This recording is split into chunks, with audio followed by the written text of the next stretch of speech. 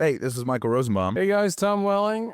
Look, we've both played heroes. And we both played villains. But in the real life, there are no reshoots, no stuntmen, or sequels. We all make mistakes. We're all human. Making one bad decision can not only land you in jail, but could also put yourself and other people around you in serious risk. Be smart, make a plan, catch a ride, stay put. Your decision to drink and drive could permanently change someone else's world, whether you injure them or leave their loved ones grieving. This holiday season, be your own hero. Drive sober or get pulled over. Paid for by NHTSA. Hi, I'm Andy Staples from Andy and Ari on 3, and another five-star quarterback just entered the transfer portal. That's what college football is now, a nonstop adventure, and we cover it every day at Andy and Ari on 3, whether it's the transfer portal, the college football playoff, the coaching carousel, you name it, and guess what? It doesn't stop even when the season ends. So join us every day, Monday through Friday. New episodes drop at 3 p.m. wherever you get your podcasts. Happy holidays. Want to give your host a gift? Consider subscribing, rating, and reviewing the show this holiday season. It really helps the show grow. From all of us at Believe, have a Merry Christmas, everyone, and a happy holiday.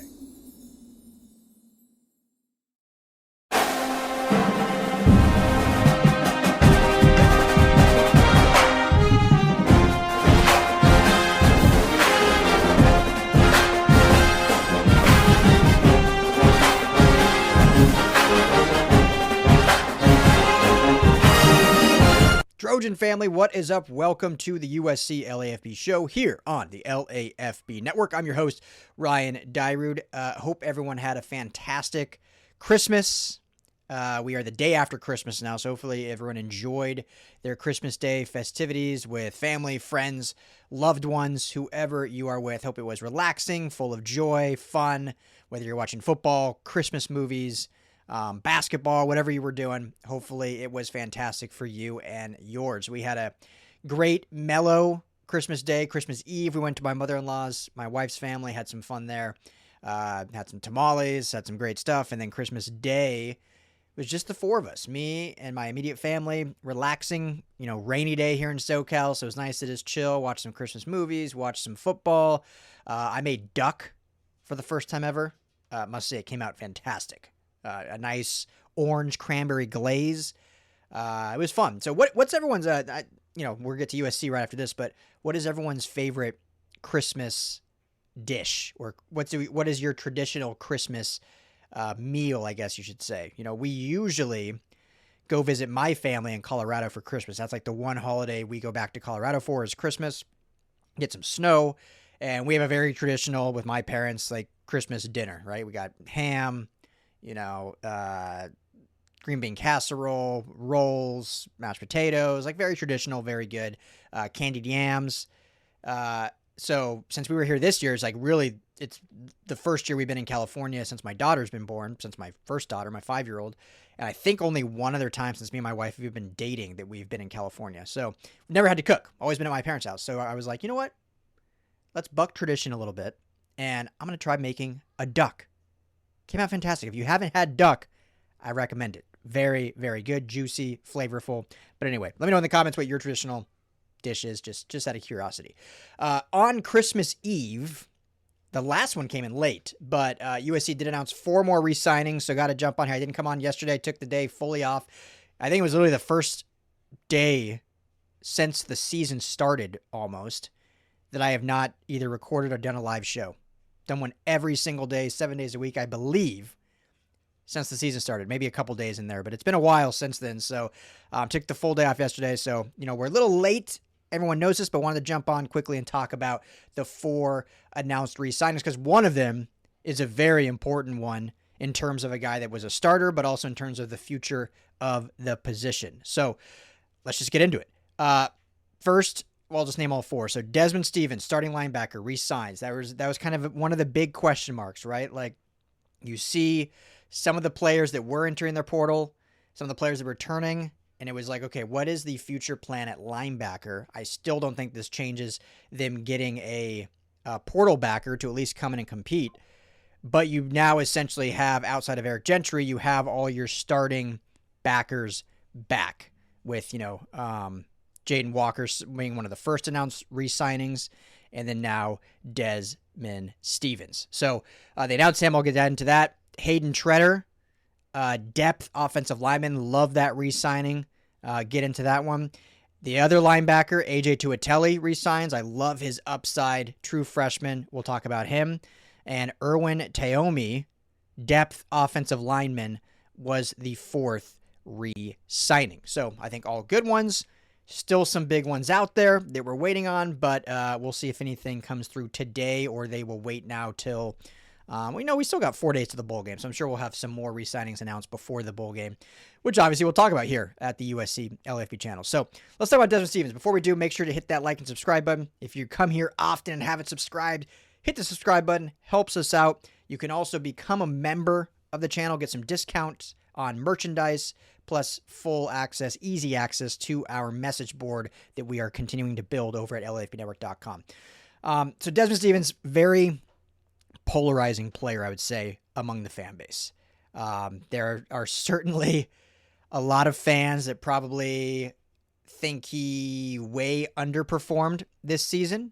And I think there are a lot of fans that is more kind of where I align, that saw continued development and continued improvement, just kind of happened a little slower than maybe we expected. You know, last year as a true freshman, he flashed. Like when he obviously was not leaned on to be the starter, when you had Mason Cobb and Easton Mascarenas-Arnold and Eric Gentry had all that veteran leadership and all that veteran experience, and Dez was able to come in as a true freshman, get some reps here and there, and you could see the athleticism and size flash. So I think there was a ton of excitement about the prospect of what he could be as the true starting, essentially Mike backer this season. And I think a couple things happen there, right? You go from a freshman getting some spot reps where you kind of have a singular goal of like, hey, when you go into the game, whether it's third and long, whether it's third and short, whether it's 1st and 10, whatever it may be, like this is your one goal for this rep, and then you're probably coming off the field right after that. That is very different than like, hey, you're on the field 50, 60 snaps and it's going to change. You're the one at some point he was calling the plays, being the green dot. So there's a lot of change at once. And some players, pick that up immediately. Some take longer. It doesn't mean you're a bad player. You just maybe take a little longer to adapt to that. So that was one. 2, you go from Matt Entz was the linebacker coach last year. Obviously, I think he's a phenomenal linebacker coach. Not really a recruiting type, but a fantastic coach. So that was a huge loss when on signing day, he takes or announces he taking the job to become the head coach, which no, I don't blame him at all, but the timing was unfortunate, taking the head coach job at Fresno State. Remember, that is the sole reason why Madden Ferramo, I always say his name wrong too, so I apologize, but local, one of the top linebacker prospects in the 25 class, ultimately committed to Notre Dame. Literally was because Matt Entz then left. So he was coming to USC essentially ready to sign his letter of intent until Matt Entz, I don't want to say jump ship, but, moved on to a head coaching role. So that just shows the impact that he has. So you go from him as a coach, certain style of coaching, every position coach is going to do things a little differently. Then you don't really have a linebacker coach for, obviously it was the offseason between the bowl game. Then Rob Ryan comes in. Now, Rob Ryan, I think, again, another guy that kind of got mixed reviews among the fan base just because of the output of the position. So rightfully so, criticism is allowed. But probably, I'm not sitting in those meeting rooms, but I can, just by their demeanor, very different style of coach, Matt Entz to Rob Ryan. So, that's a big characteristic shift from one position coach to another position coach, and from minimal freshman reps to, hey, you are the guy starting green dot every rep of the game, never coming off the field. That is a lot of change for a young player in a new system, new environment, yada, yada, yada. So I believe that this kid is still extremely talented.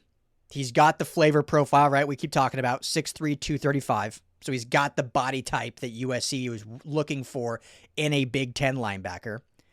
And I think we saw the steady improvement throughout the year. Again, there wasn't that giant jump that everyone hoped for, but I do believe we saw it. There were obviously some the Notre Dame game is not a good one to watch. That was a rough outing in terms of gap integrity, in terms of just knowing his assignments. There was a litany of mistakes. There were also times he was flat out tackled at the second level by Notre Dame offensive linemen that went uncalled. That happened. But I think if he can be one of those guys that, the thing I think I saw the most improvement with was gap integrity, gap assignments. Throughout the year, I think he got way better at that. Like, we didn't see as many broken running plays because guys were just, in their gaps. So, maybe it was an 8-yard run, which still you don't want to have, but it wasn't a 50-yard run. So that I think improved. Shedding blocks, I think, is something he still needs to get a little better at. And I want to watch more tape. Obviously, some of those instances and just the way they call Big Ten blocking, like they really allow, and we can sit here and complain and do all this, but this is the way the league calls it. They really allow offensive linemen to not only be very handsy, especially at the second level, but sometimes flat out tackle guys. Let's just call it what it is. So knowing that, that takes obviously coaching during practice, but then also that next player step of like, okay, how do I get out of those situations without myself getting called on a holding call, which we've seen a few times where, whether it's hands in the face or defensive holdings, which I hate that call in general, but, if you're throwing the guy off you or pulling him a different way, how do you avoid that? So there's still definitely levels of the maturation of his game. There still definitely needs to be massive improvement for him to be the guy next year. And I still think USC will go out and get a portal linebacker. I did a wish list on Christmas Eve of 7 defensive players, 3 of them being really, really good linebackers that I think could come in here and start day one. So if you can bring one of those guys, though, have Desman Stephens continue to develop, but not have to be the guy. If he ends up seizing it again, then great. But going into the season not having to be the guy, maybe that's even a better role for him. And then obviously you got Jaden Walker and others, and Elijah Newby re-signed that can continue to be those depth guys and develop even more. So I'm happy with it. I know some people might not be.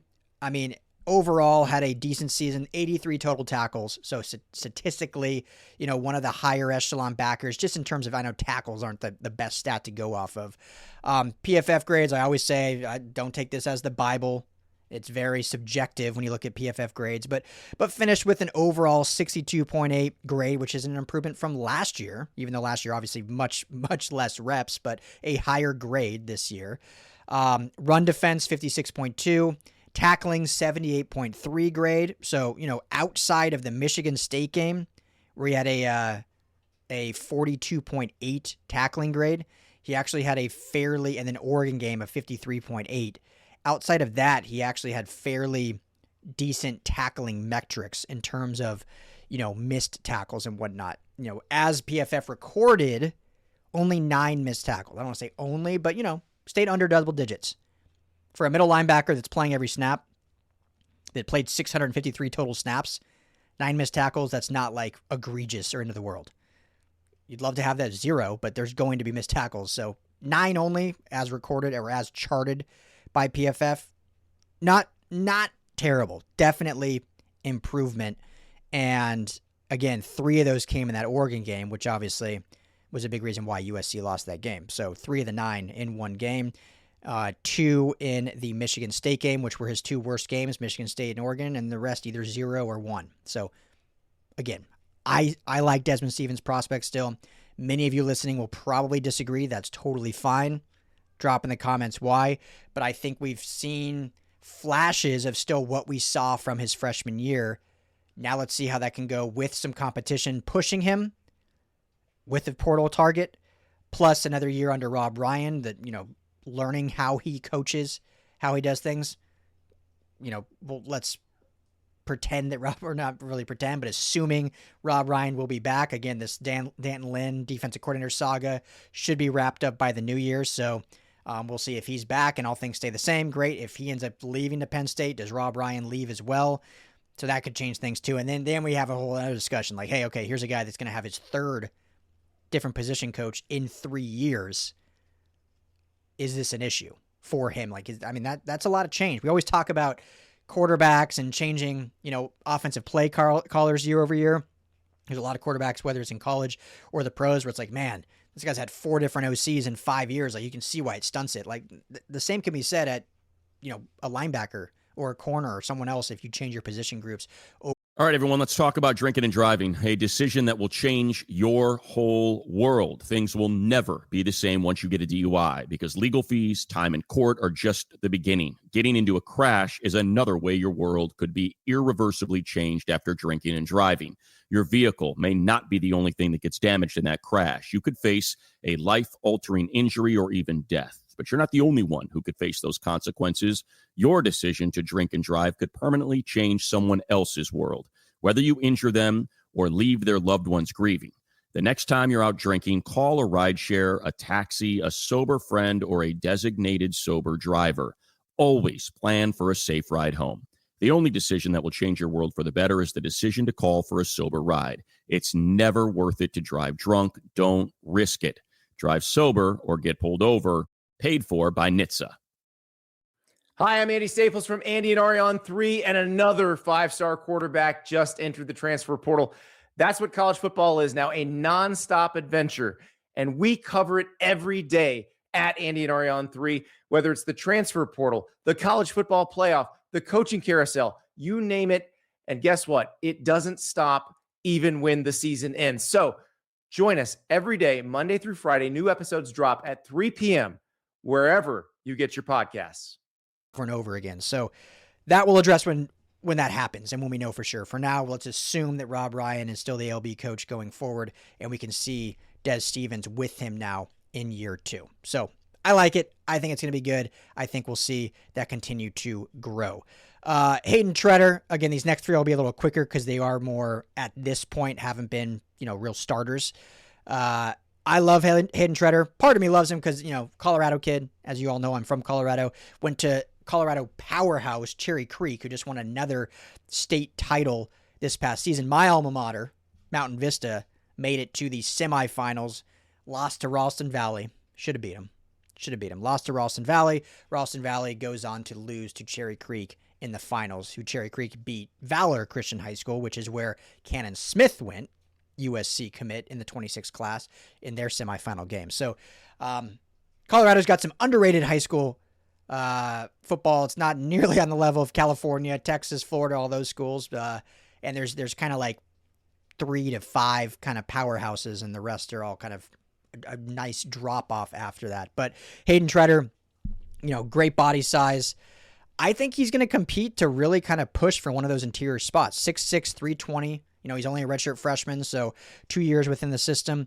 And we'll see how he can continue to grow and develop, and whether he can compete for that starting spot or at least just be a very high-quality depth piece, because we know injuries are going to happen. It's happened every year.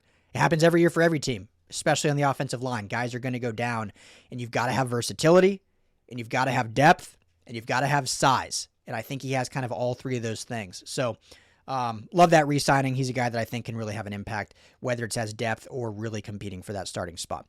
Linebacker AJ Tuitele, I've talked about him before. I really like him.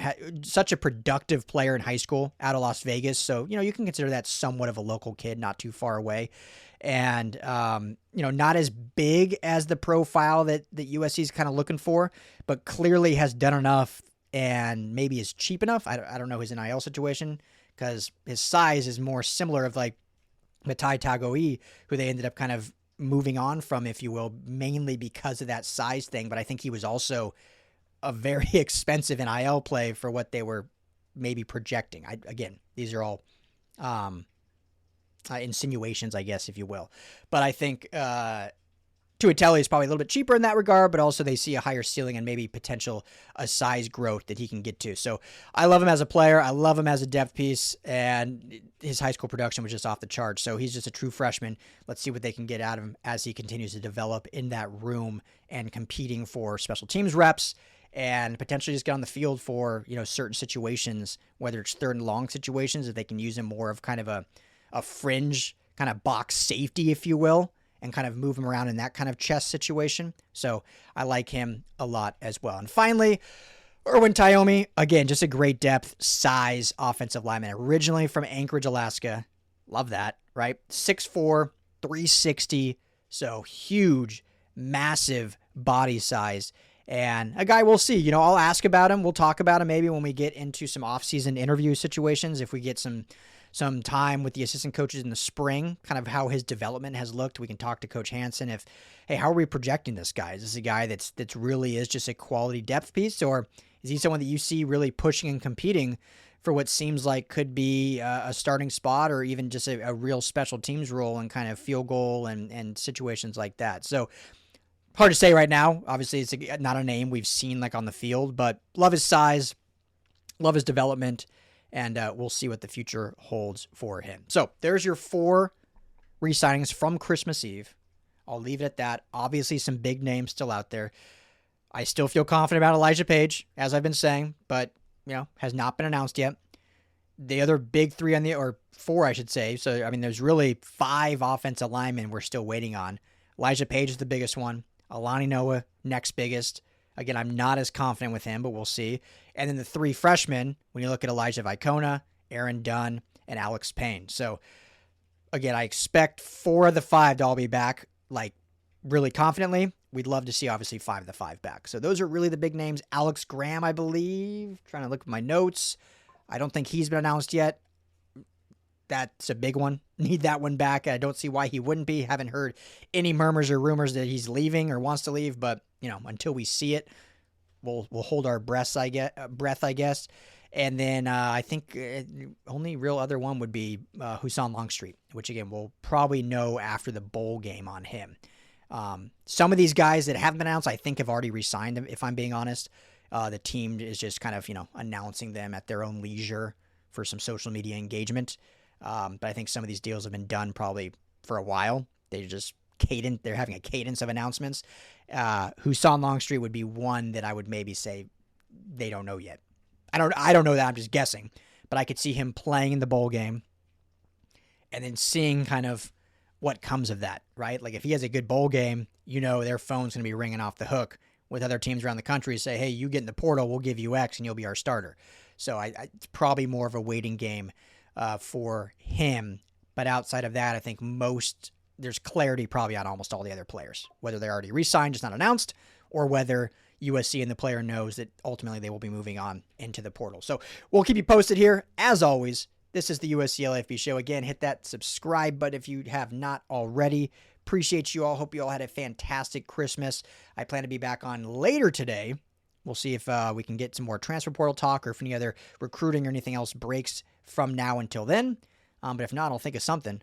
And we'll be back talking all things USC. Thank you, family. And as always, fight on. Hey, Trojan family, thank you so much for hanging out and watching the USC LAFB show. Before you go, let me tell you quickly about our friends over at Sleeper. Go right now, download the Sleeper app. It's the #1 sports app, not just for season-long fantasy, but they've got live pickers, they've got live stat updates, they've got a chat that you can chat with other users, plus the daily pick'em, which is a blast, or daily fantasy, whatever you want to call it. You go and pick 2 to 8 players across any sports. If you're talking USC, go choose J.D. Maiava in his next matchup. Pick more or less passing yards, more or less touchdowns.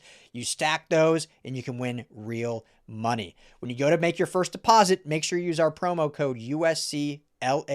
You're going to get a match deposit up to $100.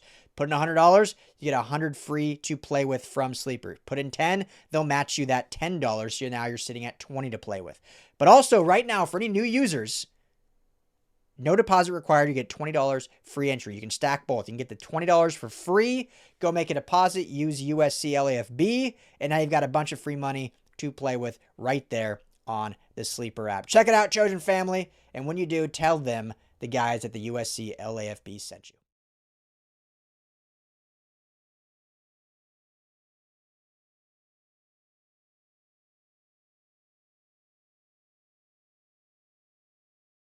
Hi, I'm Andy Staples from Andy and Ari on 3, and another 5-star quarterback just entered the transfer portal. That's what college football is now, a nonstop adventure, and we cover it every day at Andy and Ari on 3, whether it's the transfer portal, the college football playoff, the coaching carousel, you name it, and guess what? It doesn't stop even when the season ends. So join us every day, Monday through Friday. New episodes drop at 3 p.m. wherever you get your podcasts. If you're the purchasing manager at a manufacturing plant, you know having a trusted partner makes all the difference. That's why, hands down, you count on Grainger for auto reordering. With on-time restocks, your team will have the cut-resistant gloves they need at the start of their shift. And you can end your day knowing they've got safety well in hand. Call 1-800-GRAINGER, click Grainger.com, or just stop by. Grainger, for the ones who get it done. Happy holidays. Want to give your host a gift? Consider subscribing, rating, and reviewing the show this holiday season. It really helps the show grow. From all of us at Believe, have a Merry Christmas, everyone, and a happy holiday. If you like the show, please take a moment to rate, review, and subscribe. It really does help the show to grow. Thank you for listening.